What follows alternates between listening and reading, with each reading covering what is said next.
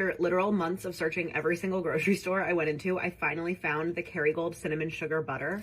I'm so excited to try it. So I wanted to make something kind of fun to try it with. And it's a cold January day, so we have to make banana bread. So I'm starting out with a big bowl that has 1 stick of like basically melted butter in it. And I'm gonna add a cup of sugar and 2 eggs. I'm adapting this recipe from my grandma's banana bread recipe, which came from a church cookbook from like, I don't know, 1960, something crazy. And I'm adapting just a couple of things, like it uses Crisco and I'm using butter instead, little things like that, but it's a pretty old school banana bread, very simple recipe.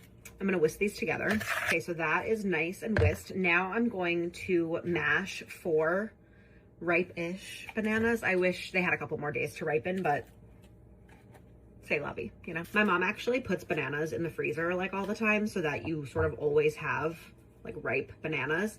It gives them a little bit of like a higher water content because they're frozen. So it's like a little more liquidy, but it's nice to always have bananas in the freezer to use for banana bread. And then I'm just using a potato masher to mash them up.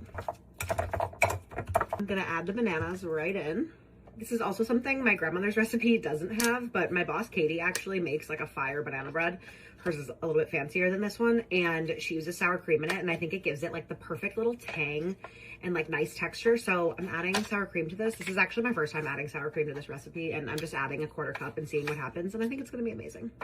1/4 cup of sour cream going right in. I did like a heaping 1/4 cup. People always say baking is like super exact. And like, I went to pastry school, like I know baking is super exact, but like whatever, you know? It's banana bread, it's gonna taste good. I'm also adding in a little splash of my homemade vanilla extract. Now I'm gonna whisk these all together. Now I'm adding in 2 cups of all-purpose flour. And then I'm doing a teaspoon of baking soda and a nice little pinch of kosher salt. And then I'm gonna fold the dry ingredients into the wet ingredients, just gently so it doesn't get all over the kitchen. Okay. Gorge little dough slash batter. Now I'm gonna fold in a 1/2 cup of chocolate chips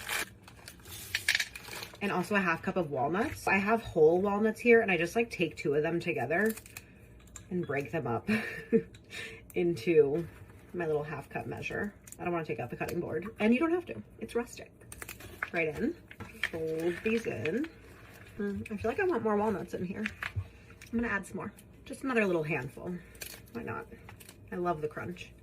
And now I'm gonna prepare my sort of standard loaf pan. So I spray it with Pam.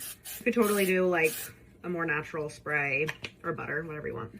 And then I have just a regular piece of parchment that I fold in half, and I just kind of get it nice and